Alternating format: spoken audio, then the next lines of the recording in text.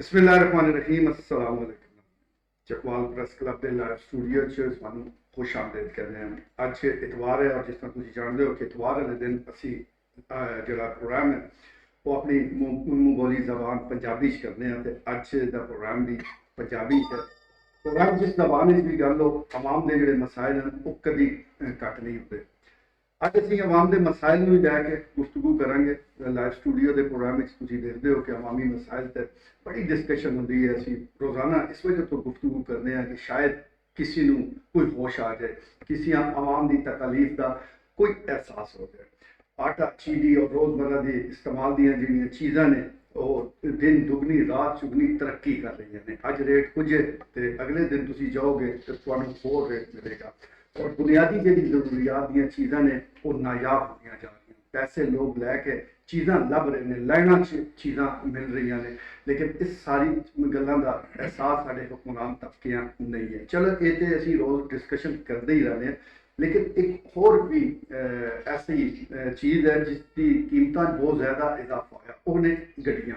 ਵੈਸੇ ਤੁਹਾਡੇ ਔਰ ਮੇਰੇ ਬਸ ਇਹ ਤਾਂ ਹੈ ਨਹੀਂ ਕਿ ਅਸੀਂ ਕਿ ਗੱਡੀਆਂ ਲਈਏ, ਲੇਕਿਨ ਜਿਹੜੇ ਲੋਕ ਮੁਤਵਸਤ ਤਬਕੇ ਨਾਲ ਤਾਲੁਕ ਰੱਖਦੇ ਜਾਂ ਅਮੀਰ ਲੋਕ ਹਨ ਉਹਨਾਂ ਦੀ ਤਾਂ ਇਹ ਬੁਨਿਆਦੀ ਜ਼ਰੂਰਤ ਹੈ। ਕੁਝ ਅਰਸਾ ਪਹਿਲੇ ਇਹ ਛੋਟੀ ਗੱਡੀ 4-5 ਲੱਖ ਰੁਪਏ ਦੀ ਮਿਲ ਜਾਂਦੀ ਹੈ, ਲੇਕਿਨ ਫਿਰ ਆਹਿਸਤਾ ਆਹਿਸਤਾ ਇਹਨਾਂ ਦੀ ਕੀਮਤਾਂ ਇਜ਼ਾਫਾ ਹੁੰਦਾ ਗਿਆ। ਹੁਣ ਅਗਰ ਤੁਸੀਂ ਕੋਈ ਚੱਜ ਦੀ ਗੱਡੀ ਲੈਣੀ ਹੈ ਤਾਂ ਤੁਹਾਡੀ ਜੇਬ ਵਿੱਚ ਕਮ ਸੇ ਕਮ 20-25 ਲੱਖ ਰੁਪਏ ਹੋਣੇ ਚਾਹੀਦੇ, ਤਾਂ ਤੁਸੀਂ ਗੱਡੀ ਲੈ ਸਕਦੇ ਹੋ। ਔਰ ਜਿਹੜੀਆਂ ਵੱਡੀਆਂ ਗੱਡੀਆਂ ਉਹਨਾਂ ਦੀ ਕੀਮਤਾਂ ਤੇ ਕਰੋੜਾਂ ਰੁਪਏ ਤੱਕ ਪਹੁੰਚ ਚੁੱਕੀਆਂ। ਇੱਕ ਵਕਤ ਆਇਆ ਕਿ ਕਰੋੜਾਂ ਰੁਪਏ ਦੀ ਗੱਡੀ ਦਾ ਸੁਣ ਕੇ ਬੰਦਾ ਹੈਰਾਨ ਹੁੰਦਾ ਹੈ ਕਿ ਇਹ ਵੀ ਗੱਡੀਆਂ ਇਹ ਕਿੱਥੇ ਮਿਲਦੀਆਂ, ਲੇਕਿਨ ਹੁਣ ਕੋਈ ਐਸੀ ਘਬਰਾਉਣ ਵਾਲੀ ਗੱਲ ਨਹੀਂ, ਇਹ ਗੱਡੀਆਂ ਪਾਕਿਸਤਾਨ ਵਿੱਚ ਮਿਲਦੀਆਂ। ਗੱਡੀਆਂ ਦੀ ਗੱਲ ਅਸੀਂ ਕਰ ਰਹੇ ਹਾਂ ਔਰ ਇਸ ਹਵਾਲੇ ਨਾਲ ਅਸੀਂ ਇਹ ਜਾਣਨ ਦੀ ਕੋਸ਼ਿਸ਼ ਕਰਾਂਗੇ ਕਿ ਕੀਮਤਾਂ ਵਧੀਆਂ ਕਿਉਂ। ਔਰ ਇਸ ਮਾਮਲੇ ਨੂੰ ਡਿਸਕਸ ਕਰਨ ਵਾਸਤੇ ਸਾਡੇ ਕੋਲ ਬੜੀ ਰੈਲੀਵੈਂਟ ਸ਼ਖਸੀਅਤ ਮੌਜੂਦ ਹਨ। ਇਹ ਮੈਨੇਜਰ ਇੰਡਸ ਮੋਟਰ ਦੇ ਇੰਜੀਨੀਅਰ ਸਾਥ ਇਜਾਜ਼ ਲਾਈਵ ਸਟੂਡੀਓ ਮੌਜੂਦ ਹਨ ਤੇ ਗੱਲਬਾਤ ਦਾ ਆਗਾਜ਼ ਇਹਨਾਂ ਨੂੰ ਕਰਦੇ ਹਾਂ। ਵੈਲਕਮ ਕਰਦੇ ਹਾਂ ਇੰਜੀਨੀਅਰ ਸਾਹਿਬ। ਇਹ ਜਿਹੜੀ ਮੈਂ ਗੱਡੀਆਂ ਦੀ ਗੱਲ ਕਰ ਰਿਹਾ, ਬਾਕੀ हर तरफ से महंगाई आई है, लेकिन इतने तो कीमत डबल हो गया। इसकी बुनियादी वजह की है? जी बिल्कुल, आपने सही फरमाया। गाड़ियों की प्राइसेस बहुत ज़्यादा बढ़ गई हैं। फरवरी के महीने में प्राइसेस 3 दफ़ा बढ़ी हैं। अच्छा, एक माह में 3 दफ़ा प्राइसेस बढ़ी। इसकी बेसिक वजह जो है प्राइसेस बढ़ने की वो एलसी ना खुलना है, क्योंकि पाकिस्तान में इस टाइम डॉलर की वजह से रेट अप हो गए हैं।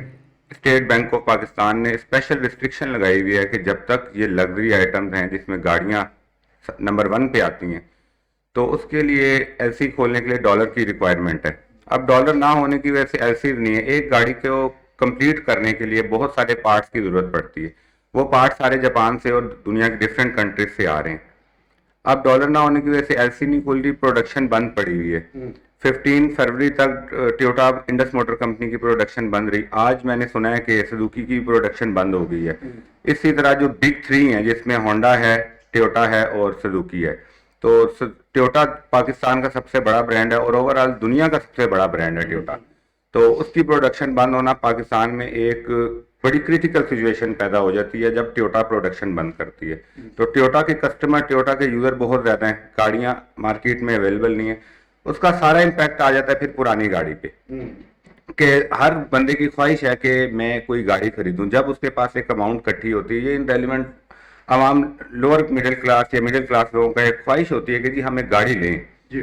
अब जब गाड़ियां मार्केट में अवेलेबल नहीं है तो लोग सेकंड हैंड गाड़ियों की प्राइस को न्यू गाड़ी के साथ कंपेयर करना शुरू कर देते हैं। आज से मैं 1 साल पहले की बात करूं, जो एक गाड़ी 3 मिलियन की थी वो इस टाइम 5.5 मिलियन तक पहुंच गई है। मतलब 55 लाख रुपए की एक गाड़ी हो गई है, जो कि 9 लाख में थी, जो 30 लाख में थी वो गाड़ी 55 लाख की रेंज में होगी। और जो गाड़ी पहले 80 लाख रुपए की थी वो इस टाइम 2 करोड़ 10 लाख रुपए में बिक रही है। तो प्राइसेस का एक बहुत बड़ा गैप जो पिछले 1 साल में देखा गया कि आ गया है, और अवाम की जो कुव्वत खरीद है वो पैसे जैसे वैसे ही है। ਹੁਣ ਜਿਹੜੇ ਲੱਗੇ ਆ 170 ਬਿਲੀਅਨ ਦੇ ਟੈਕਸ ਹੈ, 170 ਮਿਨੀ ਬਜਟ ਆਇਆ, ਇਸ ਨਾਲ ਵੀ ਹੋਰ ਵਧੇਗਾ। ਇਸ ਨਾਲ ਪ੍ਰਾਈਸਿਸ ਹੋਰ ਵਧਣ ਦੀ ਤਵੱਕੋ ਹੋ ਰਹੀ ਹੈ ਕਿ ਪ੍ਰਾਈਸਿਸ ਹੋਰ ਵੱਧ ਜਾਣਗੀਆਂ। ਇਹ ਪ੍ਰਾਈਸਿਸ ਜਿਸ ਤਰ੍ਹਾਂ ਵੱਧ ਜਾਣਗੇ ਅਗਲੇ 4-6 ਮਹੀਨੇ ਨਿਊ ਗੱਡੀ ਮਾਰਕੀਟ 'ਚ ਆਣੀ ਹੀ ਨਹੀਂ, ਜਿਸ ਵਜ੍ਹਾ ਤੋਂ ਇਹ ਜਿਹੜੀਆਂ ਛੋਟੀਆਂ ਗੱਡੀਆਂ ਨੇ, ਪੁਰਾਣੀਆਂ ਗੱਡੀਆਂ ਨੇ, ਉਹਨਾਂ ਦੇ ਵੀ ਰੇਟ ਵੱਧ ਜਾਣਗੇ। ਜਦੋਂ ਤੱਕ ਡਾਲਰ ਨਹੀਂ ਕੰਟਰੋਲ ਹੁੰਦਾ ਉਸ ਟਾਈਮ ਤੱਕ ਸਾਡੀ ਮਾਰਕੀਟ 'ਚ ਗੱਡੀਆਂ ਜਿਹੜੀਆਂ ਨੇ ਨਾ ਉਹ ਸ਼ਾਰਟ ਰਹਿੰਦੀਆਂ ਨੇ ਤੇ ਬੀਚ ਰੋਲ ਪਲੇ ਕਰ ਰਹੇ ਨੇ ਇਨਵੈਸਟਰ ਲੋਕ ਜਿਹੜੀ ਗੱਡੀਆਂ ਚੁੱਕ ਕੇ ਰੋਕੀ ਜਾ ਰਹੇ ਨੇ ਤੇ ਪ੍ਰਾਈਸਿਸ ਵਧੀ ਜਾ ਰਹੀਆਂ ਨੇ। ਬਿਲਕੁਲ ਠੀਕ। ਤੇ ਹੁਣ ਨਵੀਂ ਗੱਡੀ ਦੀ ਪ੍ਰਾਈਸ ਫੋਰ ਐਗਜ਼ਾਮਪਲ 50 ਲੱਖ ਹੈ ਤੇ ਉਹ ਪੁਰਾਣੀ ਗੱਡੀ ਦੀ ਵੀ ਉਸੇ ਰੈਲੇਵੈਂਟ ਹਿਸਾਬ ਨਾਲ ਪ੍ਰਾਈਸ ਕਰ ਦਿੰਦੇ ਨੇ 35 ਲੱਖ, ਜਿਹੜੀ ਗੱਡੀ ਐਕਚੁਅਲ ਦੀ 20 ਲੱਖ ਦੀ 22 ਲੱਖ ਦੀ ਗੱਡੀ ਸੀ। ਤੇ ਪ੍ਰਾਈਸਿਸ ਜਿਹੜੀਆਂ ਨੇ ਉਹ ਡਾਲਰ ਦੇ ਨਾਲ ਨੇ, ਡਾਲਰ ਦੀ ਵਜ੍ਹਾ ਤੋਂ। ਔਰ ਦੂਸਰਾ ਪੂਰੇ ਪਾਕਿਸਤਾਨ 'ਚ ਇਸ ਟਾਈਮ ਬਿਜ਼ਨਸ ਨਹੀਂ ਚੱਲ ਰਿਹਾ, ਬਿਜ਼ਨਸ ਸਾਰੇ ਹੋਲਡ ਨੇ, ਟਰਾਂਸਪੋਰਟ ਸਾਰੀ ਹੋਲਡ ਹੈ। ਜਦੋਂ ਤੱਕ ਬਿਜ਼ਨਸ ਨਹੀਂ ਚੱਲੇਗਾ, ਰਨਿੰਗ ਇੰਡਸਟਰੀ ਨਹੀਂ ਆਏਗੀ, ਉਸ ਟਾਈਮ ਤੱਕ ਗੱਡੀਆਂ ਵਿੱਚ ਕਰੋਨਾ ਵੀ ਆਇਆ, ਸਾਰੇ ਇਸ ਕਿਸਮ ਦੀ ਪੋਜੀਸ਼ਨ ਪਹਿਲੇ ਵੀ ਪੈਦਾ ਹੋਈ ਹੈ। ਹੁਣ ਕੇ ਸਮੇਂ ਜੋ ਹੈ ਹੁਣ IMF ਨਾਲ ਵਾਅਦਾ ਹੋ ਰਿਹਾ ਤੇ ਕੁਝ ਧਿਆਨ ਬਿਹਤਰ ਹੋਣ ਦੇ ਇਮਕਾਨਾਤ ਹੈ ਬੜੀ। ਮੈਂ ਤੁਹਾਨੂੰ ਲਾਹੌਰ ਦੀ ਗੱਲ ਦੱਸਾਂ, ਤੁਸੀਂ ਕਰੋਨਾ ਦਾ ਯਾਦ ਦਿਲਾ ਦਿੱਤਾ। ਅੱਜ ਕੱਲ ਹਾਲਾਤ ਕਰੋਨਾ ਤੋਂ ਵੀ ਬਦਤਰ ਲੱਗ ਰਹੇ ਨੇ ਜੀ। ਮਾਰਕੀਟ ਇਸ ਤਰ੍ਹਾਂ ਕੋਈ 50-30% ਡਾਊਨ ਹੈ। ਟੋਯੋਟਾ ਦੀ ਜਿਹੜੀ ਗੱਡੀਆਂ ਨੇ, ਜਿਹੜੀ ਵਰਕਸ਼ਾਪਸ ਨੇ, ਉਹ 50% ਡਾਊਨ ਤੇ ਜਾ ਰਹੀਆਂ ਨੇ। ਲੋਕਾਂ ਨੂੰ ਇਸ ਤਰ੍ਹਾਂ ਦੇ ਹਾਲਾਤ ਨਜ਼ਰ ਆ ਰਹੇ ਨੇ ਜਿਸ ਤਰ੍ਹਾਂ ਚ ਕਰੋਨਾ 'ਚ ਵੀ ਨਹੀਂ ਸਨ। ਠੀਕ।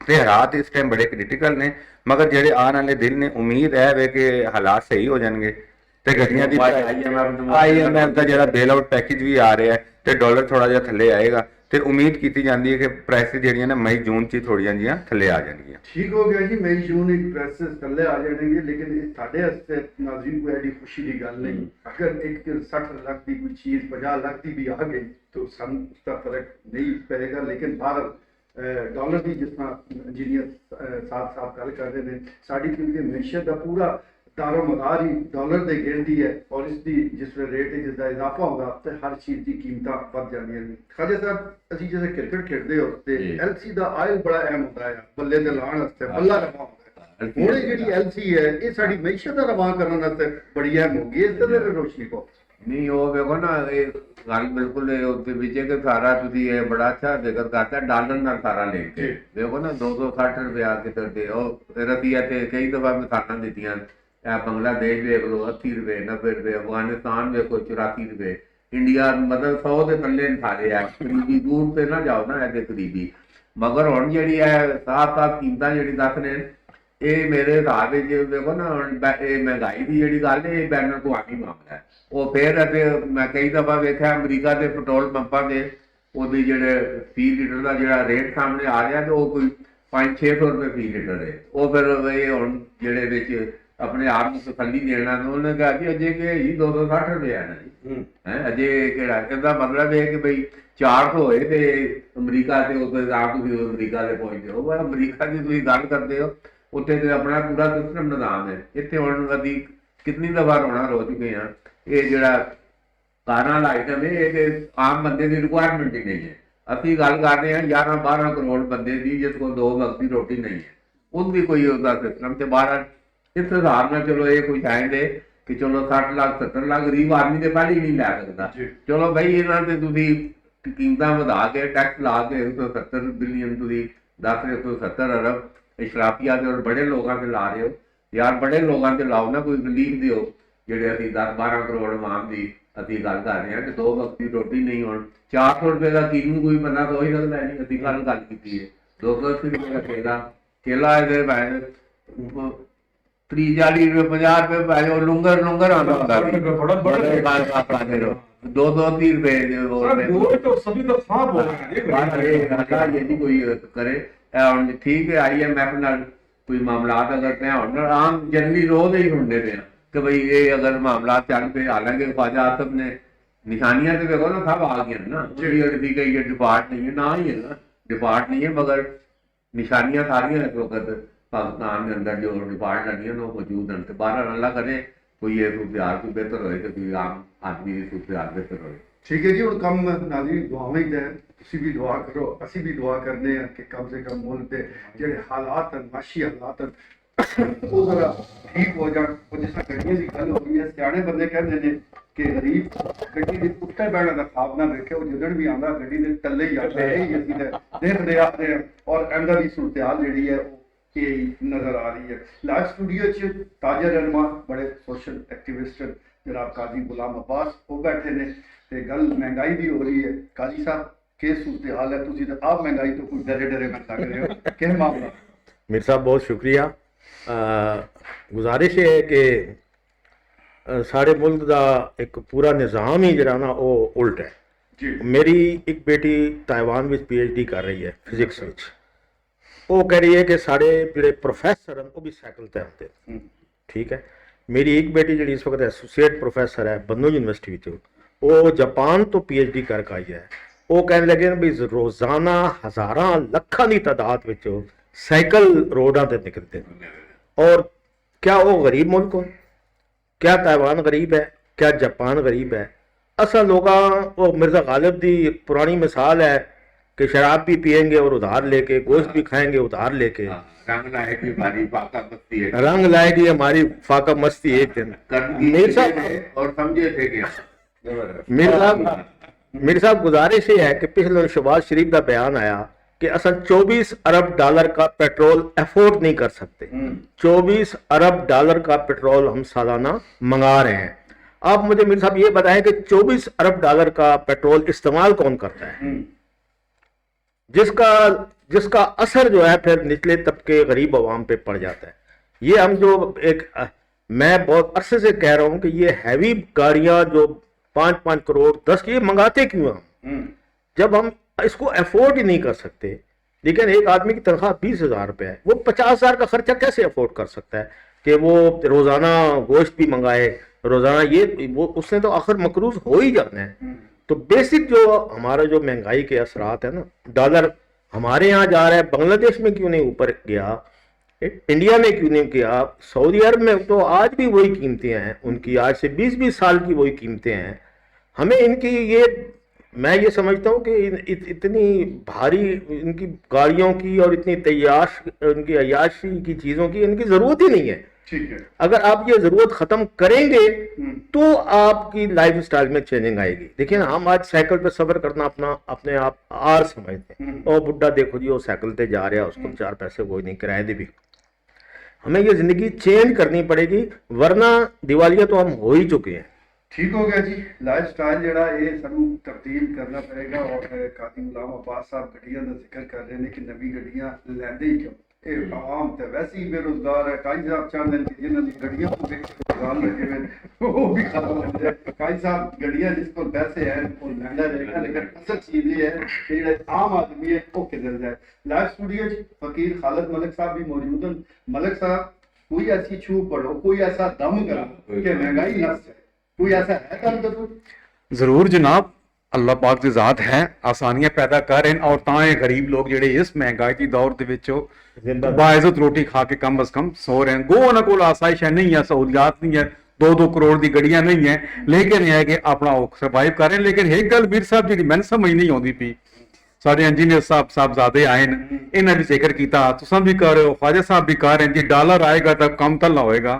یہ تو گل میں سمجھ آتی ہے کہ چلو ڈالر آئے گا کم تلا ہوئے گا، لیکن ڈالر کی کس جائے گی ایم ایف واپس تو پھر کم کے پلا جائے گا۔ میں تو سوچنا یہ گل ہے کہ وہ تسی کہہ رہے ہو وقتی طور پر سانو ریلیف ملے گا، لیکن اتنی انہوں کی قسط نہیں ہے کو ود جانی، اتنی انہوں کا مارک اپ نہیں ود جانا۔ یعنی مطلب کہ اسی مزید وہ کہہ رہے ہیں کہ وہ اس طرح تو میرا خیال دے جیڑا وہ ممکن نہیں ہے۔ سانو اس ڈالر نو بجائے قرض لین دے، میں پچھلے پروگرام دی حلقے وچ ذکر کیتا ہے کہ ساڈے پاکستان دے وچ اگر ایک بندہ جس طرح انجینئر صاحب فرما رہے ہیں کہ 2 کروڑ روپے دی گڈی رکھ سکتا ہے، کروڑ روپے دی رکھ سکتا گڈی، تو اس کروڑ روپے دی گڈی تے میر صاحب لاکھ روپے ایک منتھ خرچہ ہے، ٹھیک ہے۔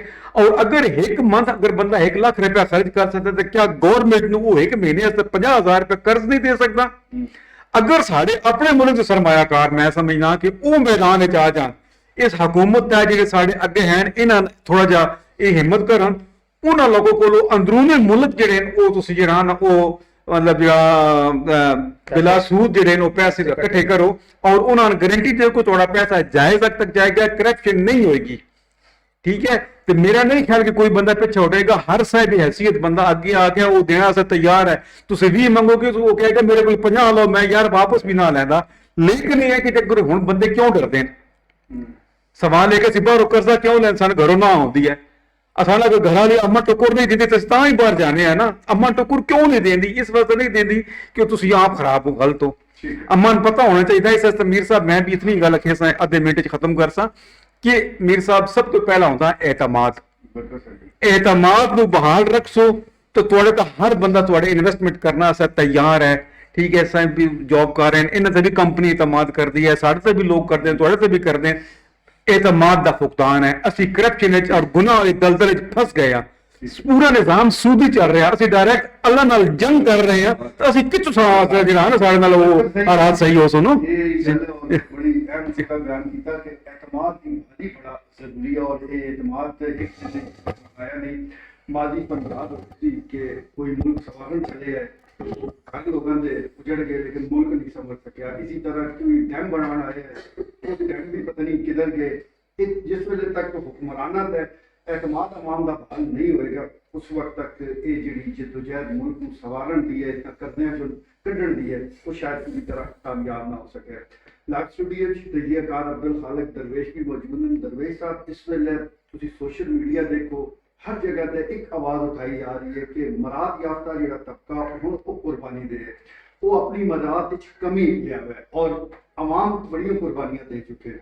ये जी कैंपेन जारी है, इसके के असरात मुस्तकिल देख रहे हैं? मैं समझदा कि अगर पहली बात है बड़ी खुशाइंद है, और दूसरा ये है कि पाकिस्तान की जी जनरल पब्लिक है उसनू ये प्रेशर बिल्ड करना और इसनू कंटिन्यू करना और फिर इंशाअल्लाह उसके वो असरात आएंगे। और एक चीज़ जी बड़ा फंडामेंटल हैसीयत रखती है इकनॉमिक्स के फंडामेंटल्स, मैं वो तुहाडे सामने अर्ज करना चाह रहे हैं। और वो ये है, देखो पाकिस्तान जड़ा वो दुनिया च एक ट्रेड ऑर्गेनाइजेशन है, वर्ल्ड ट्रेड ऑर्गेनाइजेशन WTO, और ये बनाई है सनती ममालिक ने जिन्हां दी इंडस्ट्री बहुत डेवलप है। और पाकिस्तान जिस दी सनत दुनिया च कमज़ोर तरीन सनतां दा दर्जा रखती है, पाकिस्तान भी उस WTO का मैंबर बन गया। और उस WTO का मैंबर बनने की वजह तो ਜਿਹੜੇ WTO ਦੇ ਜਿਹੜੇ ਰੂਲਸ ਹਨ ਨਾ ਉਹ ਇਹ ਹੈ ਕਿ ਤੁਸੀਂ ਕਿਸੇ ਚੀਜ਼ ਨੂੰ ਕਿਸੇ ਚੀਜ਼ ਦੀ ਇੰਪੋਰਟ ਬੰਦ ਨਹੀਂ ਕਰ ਸਕਦੇ। ਟੈਂਪੋਰਰੀ ਚੰਦ ਦਿਨ ਕੀਤੀ ਹੈ, ਉਹ ਵੀ IMF ਦਾ ਪ੍ਰੈਸ਼ਰ ਹੈ ਕਿ ਤੁਸੀਂ ਓਪਨ ਕਰੋ, ਫਿਰ ਕਿ ਤੁਸੀਂ ਇਸ ਹੱਦ ਤੱਕ ਇਸ ਤੋਂ ਜ਼ਿਆਦਾ ਡਿਊਟੀ ਨਹੀਂ ਲਾ ਸਕਦੇ। ਪਾਕਿਸਤਾਨ ਜੈਸੇ ਮਮਾਲਿਕ ਨੂੰ ਕਿ ਜਿਨ੍ਹਾਂ ਦੀ ਇੰਡਸਟਰੀ ਇੰਤਹਾਈ ਕਮਜ਼ੋਰ ਹੈ ਉਹਨਾਂ ਨੂੰ WTO ਦੀ ਮੈਂਬਰਸ਼ਿਪ ਕਿਸੇ ਸੂਰਤ ਕਿਸੇ ਕੀਮਤ ਸੂਟ ਹੀ ਨਹੀਂ ਕਰਦੀ। ਉਸ ਦਾ ਕੀ ਹੁੰਦਾ ਕਿ ਬਹੁਤ ਬੜਾ ਟ੍ਰੇਡ ਇੰਬੈਲੈਂਸ ਆ ਜਾਂਦਾ। और ट्रेड इंबैलेंस की है, साढ़े को एक्सपोर्ट करने के लायक कोई चीज़ ही कोई नहीं, और फिर असी इंपोर्ट असी धड़ाधड़ करे जा रहे हैं। और इतना बड़ा ट्रेड इंबैलेंस है, गड्डियां भी उन्होंने चीज़ां शामिल हैं जो भी चीज़ बाहरों आ रही है, whatever comes from abroad here in Pakistan, I think we can't stop it because of the rules of the WTO। अब उसमें होता क्या है कि हमारे पास जितनी भी थोड़ी सी फॉरेन करेंसी होती है वो सारी हम बाहर दे देते हैं, खजाना खाली हो जाता है, फिर भी LC खोलने के लिए पैसे पाकिस्तान गवर्नमेंट के पास नहीं होते हैं। तो मैं ये समझता हूँ कि हमें हमारी जो WTO की मेंबरशिप है इस पे हमें रिकंसिडर करनी है। ये पार्लियामेंट के अंदर बहस होनी चाहिए। हमारी जो एक्सपोर्ट्स हैं वो हैं 23-24 बिलियंस, और हमारी जो इंपोर्ट्स हैं उससे कई गुना ज़्यादा हैं। बल्कि हमारी जो सिर्फ एक इंपोर्ट है जिसको पेट्रोलियम प्रोडक्ट्स कहा जाता है, वो पेट्रोलियम प्रोडक्ट्स और हमारी टोटल एक्सपोर्ट्स बराबर हो जाती हैं। तो मैं ये समझता हूँ कि हमें गैर ज़रूरी जो अशिया हैं उन पे और जो लग्जरी आइटम्स हैं उन पे जो उनकी जो इंपोर्ट है वो ऑल टुगेदर बंद करने की जरूरत है, और उन पे इतने हाई टैक्सेस लगाने की जरूरत है कि बहुत कलील तादाद उन अफराद की हो। फिर एक चीज़ और है, वो भी इतनी ही अहमियत की हामिल है या शायद इससे भी ज़्यादा, और इतनी ही अहमियत की हामिल है। वो क्या है, तुर्की के अंदर जो है वहाँ एक दफ़ा उनकी जो लोकल करेंसी के रेट गिरे, और वहाँ चूंकि एक बड़ा क्रेडिबल एक ऐसा प्राइम मिनिस्टर वहाँ बैठा हुआ है, नेशन का एक ऐसा लीडर बैठा हुआ है कि जिस पे पब्लिक भरपूर एतबार करती है, उसने ये हुक्म दिया कि जी तुसी अपनी जी फॉरेन करेंसी बेचो तो अपनी लोकल करेंसी खरीदो। और फिर की होया कि जो उन्होंने लोकल लीरा सी उसकी वैल्यू बहुत तगड़ी हो गई। फॉरेन साढ़े कोल की है, जिस बंदे को थोड़े दे पैसे ना वो फॉरेन करेंसी लै लैंदा, वो डॉलर लै लैंदा। हुण तुसी ये दसो कि जिस बंदे दी जिस मुल्क दी साइज जिस मुल्क दी पब्लिक जिहड़ी है जरा सारे पैसे डॉलर खरीद लो, जरा सारे पैसे उत्थे बेशुमार लोग इंजीनियर साहब एजाज साहब दस रहे सन कि बहुत सारे लोग ऐसा नहीं कि लोग सिर्फ अपनी ज़ात के लिए गाड़ियां खरीदते हैं, बेशुमार वो अफराद हैं कि जो लोग गाड़ी खरीद के रख लेते हैं अब इनके रेट बढ़ने वाला है, उसके अंदर जो एक बहुत बड़ा इन्वेस्टर का तबका है, और वो क्या करते हैं कि नई गाड़ी को बुक कराते हैं, और जब वो उसकी जब डिलीवरी आती है तो उसको अच्छे प्रॉफिट के साथ उनकी बिक जाती है। और ये मैं समझता हूँ ये जो डॉलर बाइंग है, ये जो फॉरेन करेंसी बाइंग है, इसको बहुत डिस्करेज किया जाना चाहिए। और WTO की मेंबरशिप किसी सूरत किसी कीमत हमें सूट नहीं करती है।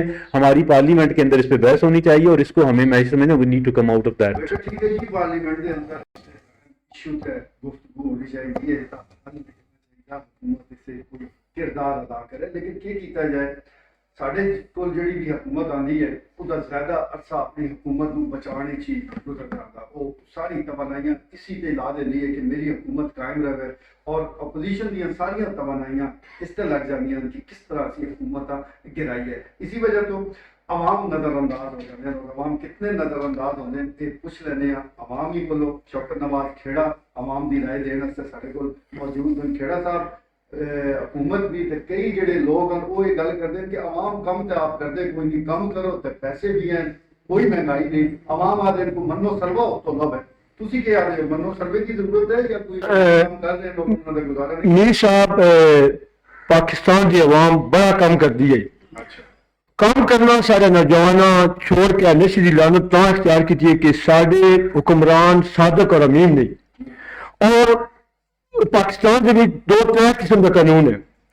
बड़ा आदमी दो शरीयत रख के 50 करोड़ लूट के टेव जाए वो सादक अमीन है। सारा आम शहरी 1000 रुपए बेचो जेल चला रहा, बकरी चोरी करा जेल चला रहा।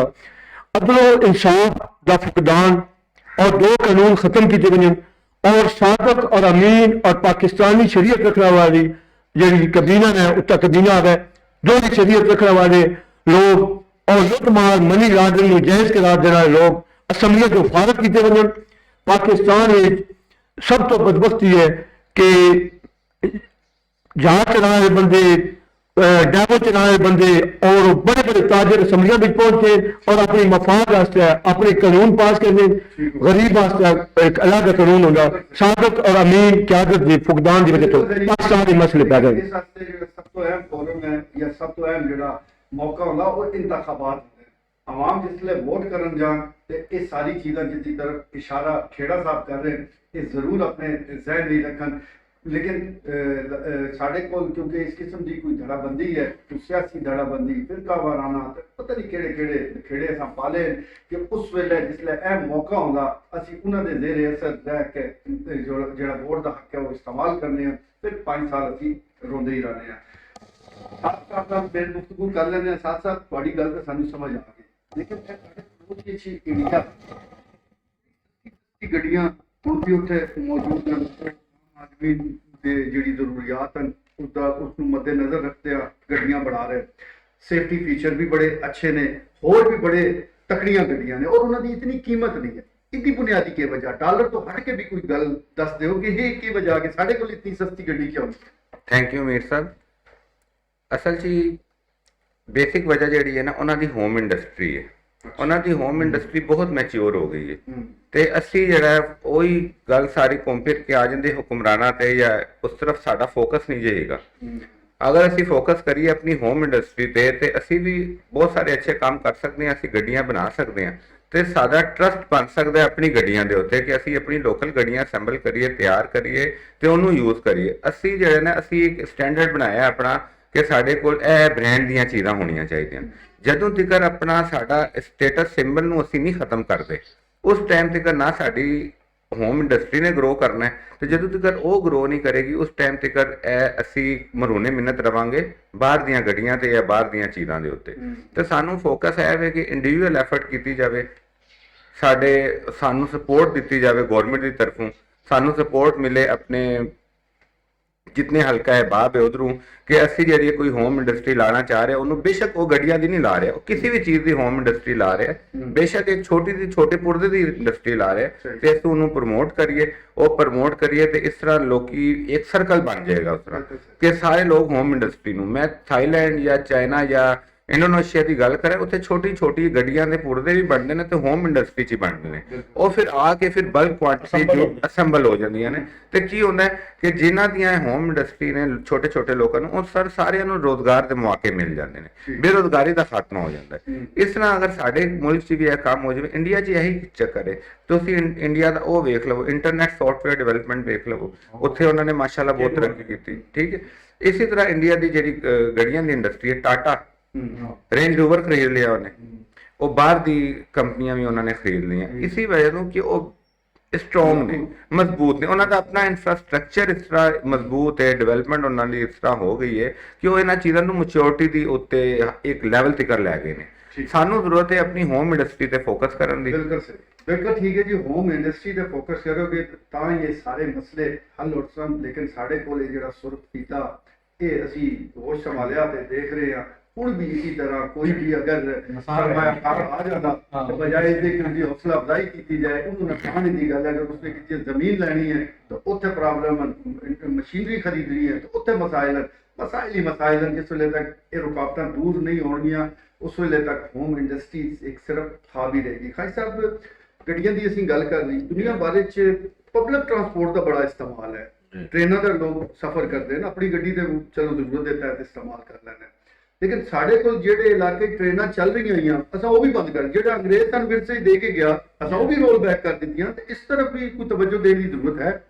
ਉਹ ਵੇਖੋ ਨਾ, ਉਹੀ ਗੱਲ ਹੈ ਕਿ ਮਤਲਬ ਹੈ ਕਿ ਸਾਡਾ ਸਾਰਾ ਮਤਲਬ ਕੰਸੈਂਟਰੇਸ਼ਨ ਇੱਥੇ ਬਾਹਰੋਂ ਦਰਾਮਦਾਤ ਤੇ ਬਰਾਮਦ ਦੀ ਅਸੀਂ ਬਿਲਕੁਲ ਕੋਈ ਚੀਜ਼ ਤਵੱਜੋ ਨਹੀਂ ਦੇ ਰਹੇ। ਔਰ ਇਸ ਵਿੱਚ ਕਰੋਨਾ ਵੇਖੋ ਨਾ ਪੂਰੀ ਦੁਨੀਆ ਦੀ ਇਕਨੋਮਿਕ ਤੇ ਉਹ ਖਾਸ ਕਰ ਵੇਖੋ ਨਾ ਅਮਰੀਕਾ ਔਰ ਬਰਤਾਨੀਆ, ਫਰਾਂਸ, ਉਹ ਲਫ਼ਜ਼ ਵੇਖੋ ਤਾਂ ਐਂ ਲਫ਼ਜ਼ ਸ਼ਰਮ ਆ ਜਾਂਦੇ ਨੇ। ਟ੍ਰਿਲੀਅਨ ਡਾਲਰ ਮਤਲਬ ਐਂ ਕੰਪਨੀਆਂ ਐਂ ਮਤਲਬ ਕੋਲੈਪਸ ਹੋ ਗਈਆਂ। ਉਹਦੇ ਵਿੱਚ ਕਰੋਨਾ 'ਚ ਸਭ ਤੋਂ ਜ਼ਿਆਦਾ ਬੈਨੀਫਿਸ਼ਰੀ ਪਾਕਿਸਤਾਨ ਇਸ ਵਾਸਤੇ ਸੀ, ਅਮਵਾਤ ਵੀ ਹੋਈਆਂ, ਇਮਿਊਨਿਟੀ ਬੜੀ ਕਮ ਹੋਈਆਂ ਦੂਜੇ ਉਹਨਾਂ ਦੇ ਮੁਕਾਬਲੇ। ਤੇ ਜਿਹੜੀ ਸਭ ਤੋਂ ਸਰਵਾਈਵਲ ਦੀ ਵਜ੍ਹਾ ਦੀ ਉਹਦੀ ਵੇਖਿਆ ਕਰੋਨਾ ਤੋਂ ਬਾਅਦ ਇੱਕ ਐਨੀ ਤਰੱਕੀ ਦੀ ਲਹਿਰ ਨਜ਼ਰ ਆਈ ਹੈ। ਸਾਰਿਆਂ ਨੇ ਕਿਹਾ ਇੰਡਸਟਰੀ ਵੀ ਚੱਲ ਪਈ ਹੈ, ਸਾਰਾ ਚੱਲ ਪਿਆ। ਤੁਹਾਡੀ ਬਰਾਮਦਾਤ ਹੋ ਗਈ ਸਨ ਕਰੋਨਾ 'ਚ, ਤੁਸੀਂ ਜਿਹੜਾ ਸਰਵਾਈਵ ਕੀਤਾ ਉਹ ਤੁਹਾਡੀ ਬਰਾਮਦਾਤ ਹੋ ਗਈ ਸਨ। ਜਿਨ੍ਹਾਂ ਦੀ ਬਰਾਮਦਾਤ ਸਨ ਉਹ ਕੋਲੈਪਸ ਹੋ ਰਹੇ ਤੇ ਬਾਹਰ ਉਹ ਵੀ ਮੌਕਾ ਸੀ ਗਵਾ ਦਿੱਤਾ। ਉਹਨਾਂ ਅਗਰ ਕੰਮ ਤੇ ਅਗਰ ਉੱਥੇ ਵੀ ਟੇਕ ਅਪ ਕਰਕੇ ਅਗਰ ਕੰਮ ਅੱਗੇ ਨਿਕਲਦਾ ਤੇ ਕਮ ਅਜ਼ ਕਮ ਇਹ ਹੁਣ IMF के सारा देखो ना सारा अपोजिशन के दबाव में ही वो इमरान खान ने जाते जाते वो वायदा IMF ने कीमत पेट्रोल दी वधाइयां सन वायदा भी उन्होंने लाभ कम करके उधर करके ते अज जो डिफॉल्ट होया सारा ये पिछले एक दरअसल है वो हुण कोई गए ना ये आ गए ना कोई छू नहीं दी बड़ी वो पिछे बुनियाद ही ऐसी मन रही थी कि IMF ने हुण उन्होंने ताड़ दिया ये कोई नहीं और फिर अपनी मनमानी शरायत और सारा उसमें ये भी हुण अगर चलो वक्ती पेन किलर अगर लग भी गया ये 4-6-8 महीने ही है हुण ये वक्त आ गया कि कोई ऐसी हुण पॉलिसी कम से कम हुण पता करना है हुण देख लो ना इलेक्शन करा के हुण बिल्कुल अगे 71 वाला तुसीं इलेक्शन 71 वाला कराया तो मुल्क टुटिया हुण भी अगर इलेक्शन पे करने की जरूरत है मनेगा कौन नहीं आठ वाला नहीं मनता ये फिर एक है बेचैनी होती है तो हुण सारिਆਂ ਨੂੰ समझ आ जानी चाहिए कि बैठ के कोई पहले रस्ता निकालना अगर कोई माशी हालत ठीक होएगी कोई गरीब को 2 वक्त की रोटी होएगी फिर ही सियासत होएगी नहीं तो अगर ये मैं बिल्कुल खबरदार कर रहे हैं और बिल्कुल तारीख का सबक सुना रहे हैं कि अगर उधर भी क्या है कंपनी जल्दी नजर नहीं आ रही ये कोई नवा एक मतलब है ना ये एक बिल्कुल उसके वास्ते एक वो कहते ना लॉन्चिंग पैड ये सारा भरता गया किसी नाम हुण तुसीं ये ਕਿਹੜੀ ਨਾ ਦੇਖੋ ਕਿਹੜੀ ਨਾ ਕੋਈ ਗੁਆੜ ਨੂੰ ਪਿਆ ਦੇ ਜੀ ਹੁਣ ਕਹਿ ਰਹੇ ਸਨ ਨਹੀਂ ਹੈ ਜੀ ਨਹੀਂ ਹੈ ਅੱਜ ਹੁਕਮਰਾਨ ਨੂੰ ਖੁਦ ਕਹਿ ਰਹੇ ਡਿਫਾਲਟ ਹੋ ਚੁੱਕਾ ਹੈ ਔਰ ਡਿਫਾਲਟ ਹੋ ਚੁੱਕਾ ਹੈ ਤੁਸੀਂ ਕਿਉਂ ਕਰਦੇ ਬੈਠੇ ਹੋਗੇ ਮਤਲਬ ਹੈ ਕਿ ਸਾਰਾ ਗੱਲ ਸਮਝ ਆ ਰਹੀ ਹੈ ਇਹ ਸਾਰਾ ਮਾਮਲਾ ਹੁਣ ਕਿਹਦੀ ਬਾਤ ਕਰਕੇ ਤੇ ਮੈਨੂੰ ਉਮੀਦ ਹੈ ਇਸ ਵਿੱਚ ਅੱਲਾਹ ਕਰੇਗਾ ਕੋਈ ਅੱਛੀ ਸੁਰਤਾਰ ਨਹੀਂ ਸਾਹਿਬ ਇੱਕ ਮਿੰਟ ਇੱਥੇ ਮੇਰੇ मोहतरम भाई खालिद साहब ये गुजारिश की है कि भाई आवाम इस तरह पैसे दे मैं ये कहना भी साढ़े मुल्क का जो टैक्स सिस्टम है इसे ठीक किया जाए ये हालत यह है कि मैं एक खास अरसे वास्ते 2 साल वास्ते टैक्स एडवाइजरी कमेटी का मैंबर रहा चकवाल का मैं देखा भी करोड़पति लोग एक आना भी टैक्स नहीं देंगे तुसीं दसो भी साढ़े मुल्क में पैसा कित्थों आएगा इत्थे मैं हुण इस पब्लिक प्लेटफार्म ते गल करना ना चाहता मेरे को सारियां फाइलां ओपन सी क्योंकि मैं टैक्स नूं वधाना सी बड़े बड़े अमीर लोगों दियां 8-10 फाइलां ते टैक्स निल देखो हुण IMF भी इस चीज़ नूं समझ गया भई जी ग्रेड 17 दे असासे कढो हुण ग्रेड 17 दे उत्ते जिहड़ा बंदा अगर वो ₹1 या ₹1.5 लाख तनख्वाह लैंदा ਉਸ ਕਰੋੜਾਂ ਅਰਬਾਂ ਰੁਪਏ ਦੇ ਪਲਾਜ਼ੇ ਕਿਸ ਤਰ੍ਹਾਂ ਬਣਾ ਲਏ। ਬਿਲਕੁਲ ਸਹੀ। ਯਾਨੀ ਇਸ ਚੀਜ਼ ਨੂੰ ਬਿਲਕੁਲ। ਇੱਕ ਆਵਾਮ ਦੇ ਅੰਦਰ ਇਹ ਸ਼ਊਰ ਪੈਦਾ ਕਰਨ ਦੀ ਵੀ ਜ਼ਰੂਰਤ ਹੈ ਕਿ ਆਪਣੇ ਮੁਲਕ ਵਾਸਤੇ ਅਗਰ ਤੁਸੀਂ ਸਹੂਲਤਾਂ ਮੰਗਦੇ ਹੋ ਜਾਂ ਇਸ ਨੂੰ ਕਰਜ਼ ਤੋਂ ਨਿਜਾਤ ਹਾਸਲ ਕਰਨਾ ਚਾਹੁੰਦੇ ਹੋ ਤਾਂ ਟੈਕਸ ਵੀ ਸਹੀ ਦੇ।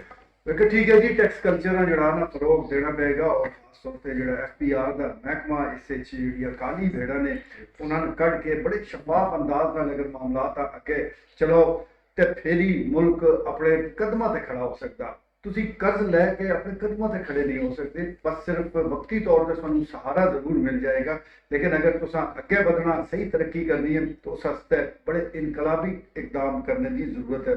मलिक साहब, आवाम की तो बड़ी गल हो रही है, महंगाई का भी असीं इत्थे सारे रोना रो रहे हैं, जिन्हां दा रोना रो रहे वो कित्थे ना कोई नजर आउंदा, ना कोई सदा नजर आउंदी है, ना कोई आवाम सड़कां ते निकले हुए ने, वो मुतमईन अपनी खरीदारी कर रहे। तुसीं जिस महंगाई का जिक्र कर रहे हो किहड़ी जगह? बहुत अच्छा मीर साहब, कभी किसी गरीब की कुटिया जाकर देखो। कल का वाकया ने कि बंदा फौत हो गया, हार्ट अटैक हो गया, 4 घंटे उसकी डेड बॉडी पे ही है, DHQ एमरजेंसी लवायकीन को वसाइल सन नहीं लैंड पहुंच सके, गुजर खान तो आए सन, फिर किस तरह गई है एक अलग स्टोरी है। मीर साहब, इस वक्त जो गरीब है उसकी हर चीज बंद हो गई है, बड़े मुआज़ब अल्फाज मैं कह रहा वहां, हर चीज बंद हो गई है। काजी साहब भी जिक्र किया है कि वो जी टैक्स बिल्कुल अच्छी गल है, मैं इस चीज मनना, टैक्स बाशऊर कौम देनियां ने, लेकिन जी मेरी गल है ना कि सब तो 2 चीज़ां मीर साहब बहुत जरूरी है। एक तो सब तो पहले एक एतमाद की फजा कायम करना मैं कि लोगों को पता हो कि मैं अगर 10 रुपए दे रहा तो जायज जगह तक खर्च हो रहे। दूसरी चीज कि जो असी सूदी निज़ाम है, सूदी निज़ाम को खत्म करना पौसी, उस तो बाद जो निज़ाम चल सी। और तीसरी चीज गरीब अगर तुम देखना है ना, तुम कहते ना गरीब कितने है, तुम गरीब है मेरे नाल विजिट करो, मैं तुम्हें दिखावा कि लोग एक पैन डोल वास्ते किस तरह तरस रहे हैं, लोग एक वक्त की रोटी वास्ते किस तरह तरस रहे हैं। ठीक है सर, तो इस वास्ते सब चीज मौजूद है। ख्वाजा दानियाल साहब भी सन ज्वाइन कर लिया, ख्वाजा साहब की महंगाई के हवाले नाल गल कर रहे हैं, आवाम के जिहड़े मसाइल उसकी जिक्र हो रहा। थोड़े को मैं जानना चाहांगा कि जिदड़ भी तकरीरां होण ते अवामी दुख दर्द जिहड़े साडे अवामी नुमाइंदे उन्हां दे अल्फाज विच बड़ा होता है, नहीं पता लगता कि बस वो मर रहे, अवाम दे गम विच मर रहे। इस वेले जिसले अवाम बिल्कुल गोड़ियां गोड़ियां के सिरों सिर डूबी गई है, वो अवामी नुमाइंदे किधर गायब हैं? कम से कम आके सानू तसल्ली ते देण। अवामी नुमाइंदे गायब और निगरान होण आ गए। मैं समझदा कि इन्हां दी परफॉर्मेंस जिहड़ी है ਉਹ ਉਹਨਾਂ ਨਾਲੋਂ ਜਿਹੜੇ ਨੁਮਾਇੰਦੇ ਨੇ ਉਹਨਾਂ ਨਾਲੋਂ ਇਹਨਾਂ ਦੀ ਬਹੁਤ ਬਿਹਤਰ ਹੈ, ਕਿਉਂਕਿ ਵੇਖੋ ਡਿਪਟੀ ਕਮਿਸ਼ਨਰ ਜੋ ਪਹਿਲੇ ਇਕਦਾਮਾਤ ਹੁੰਦੇ ਆ, ਮਤਲਬ ਹੁਣ ਜਿਹੜੇ ਹੋ ਰਹੇ ਨੇ ਉਹ ਖੁਦ ਹਾਲਾਂਕਿ ਲੇਡੀ ਹੈ, ਮਗਰ ਇਹ ਹੈ ਕਿ ਮੌਕੇ ਤੇ ਮਤਲਬ ਪਹੁੰਚ ਰਹੀ ਹੈ, ਅਹਿਕਾਮਾਤ ਮਤਲਬ ਕਰ ਰਹੀ ਹੈ ਔਰ ਉਸ ਦੀ ਰਿਪੋਰਟ ਵੀ ਲੈ ਰਹੀ ਹੈ। ਹੁਣ ਜਿਹੜੀ ਤੁਸੀਂ ਇੱਥੇ ਮਤਲਬ ਜਿਹੜੀ ਗੱਲਾਂ ਕਰਦੇ ਹੋ ਅਸੀਂ ਮਹਿੰਗਾਈ ਦੇ ਖਿਲਾਫ ਜਿਹੜੀ, ਉਹਦਾ ਉਹ ਮੈਡਮ ਨੋਟਿਸ ਲੈ ਰਹੀਆਂ ਨੇ ਕਿ ਵੀ ਮਤਲਬ 400 ਰੁਪਏ ਦਾ ਕਿਨੂੰ ਜਿਹੜਾ ਨਾ ਕਿਵੇਂ ਹੈ, ਉਹ ਤੁਹਾਡੀ ਉਹ ਜਿਹੜੀ 3 ਰੁਪਏ ਦਾ ਵਰਕਾ ਲਿਸਟ ਹੈ, ਜਿਹੜੀ ਰੇਟ ਲਿਸਟ ਹੈ, ਉਹ 15 ਰੁਪਏ ਦੇ ਰਹੇ ਨੇ ਉਹ ਐਲਕਾਰ, ਉਹ ਕਿਸ ਹਿਸਾਬ ਵਿੱਚ ਦੇ ਰਹੇ ਨੇ। ਇਹ ਸਾਰੇ ਮਤਲਬ ਇਹਨਾਂ ਚੀਜ਼ਾਂ ਦਾ ਮੈਡਮ ਮਤਲਬ ਨੋਟਿਸ ਲੈ ਰਹੀ ਹੈ ਔਰ ਉਹ ਉੱਥੇ ਵੀ ਜਾ ਕੇ ਆਪਣਾ ਆੜਤ ਵਿੱਚ ਦੇਖੋ ਉਹ ਜਿਹੜੇ ਫਰੂਟ ਵਾਲੇ ਨੇ 400 ਰੁਪਏ ਰੇਟ ਉਹਨਾਂ ਨੇ ਜਿਹੜਾ ਕੀਤਾ, ਉਹ ਇਸ ਵਾਸਤੇ ਕੀਤਾ ਕਿ ਜਨਾਬ ਸਾਨੂੰ ਆੜਤੀ ਜਿਹੜਾ ਨਾ ਮਹਿੰਗਾ ਦਿੰਦੇ ਨੇ, ਉਹ ਪੂਲ ਕਰ ਲੈਂਦੇ ਨੇ ਆੜਤੀ, ਉਹ ਇਹਨਾਂ ਦਾ ਉਹ ਜਿਹੜਾ ਪੂਲ ਹੈ ਉਹਨੂੰ ਤੋੜਨ ਦੀ ਜ਼ਰੂਰਤ ਹੈ। ਅਸਲ ਦੇ ਵਿੱਚ ਉਹ ਡਿਪਟੀ ਕਮਿਸ਼ਨਰ ਮਤਲਬ ਮੌਕੇ ਤੇ ਜਾਵੇ, ਕਦੀ ਜਿਸ ਬੋਲੀ ਹੋ ਰਹੀ ਹੁੰਦੀ ਹੈ ਉਹ ਮੌਕੇ ਉੱਤੇ ਖਲੋਵੇ ਤੇ ਕਿਵੇਂ ਮਤਲਬ ਰੇਟ ਉਹਦਾ ਵਧਾਉਂਦੇ ਨੇ। ਮਕਸਦ ਇਹ ਹੈ ਕਿ ਕੇਲਾ ਇਹਨਾਂ ਨੇ ਲਿੱਤਿਆ ਹੁੰਦਾ ਜਿਹੜਾ ਨਾ 50 ਰੁਪਏ ਦਾ, ਇਹ ਹੁਣ ਰੋਜ਼ੀਆਂ 300 ਕਰਦੇ ਸਨ, ਕਿਉਂਕਿ ਇਹਨਾਂ ਨੇ ਉਹ ਗੈਸ ਲਾ ਕੇ ਗੋਦਾਮ ਵੀ ਤੁਸੀਂ ਵੇਖੋ ਬੜੇ ਵੱਡੇ ਵੱਡੇ ਗੋਦਾਮ ਹਨ, ਮੈਂ ਖੁਦ ਮਤਲਬ ਵੇਖੇ ਨੇ ਨਾ, ਉਹ ਡੰਪ ਹੋਇਆ ਕੇਲਾ ਤੁਹਾਡਾ, ਇਹ ਰੋਜ਼ਿਆਂ ਦੇ ਵਿੱਚ ਮਤਲਬ ਨਿਕਲੇਗਾ। 1 ਕਰੋੜ ਰੁਪਏ ਦਾ ਇਹ ਜਿਹੜੀ ਆਵਾਮ ਹੈ ਇਹ ਕੇਲਾ ਰੋਜ਼ਿਆਂ ਦੇ ਵਿੱਚ ਮਤਲਬ ਖਾ ਜਾ ਸੀ। ਚਾਟ ਇਹਨਾਂ ਨੇ ਰੋਜ਼ਿਆਂ ਦੇ ਵਿੱਚ ਮਤਲਬ ਉਹ ਖਾਣੀ ਹੈ। ਦੂਜਾ ਹੁਣ ਇਹ ਕਹਿ ਰਿਹਾ ਹੈ ਕਿ ਉਹ ਪੋਸਟ ਜਿਹੜਾ ਨਾ ਉਹ ਚੱਲੀ ਹੈ ਕਿ ਇਹਨਾਂ ਨੇ ਜਿਹੜਾ ਸ਼ਰਬਤ ਰੂਹ ਅਫਜ਼ਾ ਹੈ ਇਹ ਹੁਣ ਗਰੀਬ ਦੀ ਇਹ ਸ਼ਰਬਤ ਹੈ। ਰੋਜ਼ੇ ਦੇ ਵੇਲੇ ਜਿਸ ਵੇਲੇ ਰੋਜ਼ਾ ਖੁੱਲਦਾ ਉਹਨੇ ਸ਼ਰਬਤ ਬਣਾ ਕੇ ਰੱਖਿਆ ਹੁੰਦਾ ਔਰ ਉਹ ਸਾਰੇ ਮਤਲਬ ਪੀਂਦੇ, ਉਸੇ ਟੈਕਸ ਲਾ ਰਹੇ।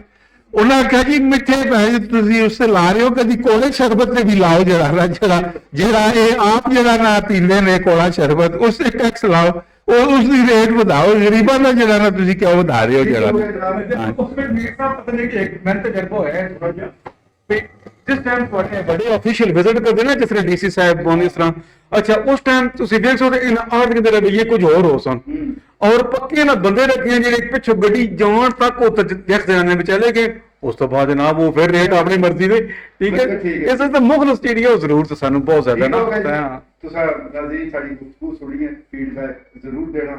ਅੱਜ ਦੇ ਵਾਸਤੇ ਇਜਾਜ਼ਤ ਦਿਓ, ਅੱਲਾਹ ਨੇ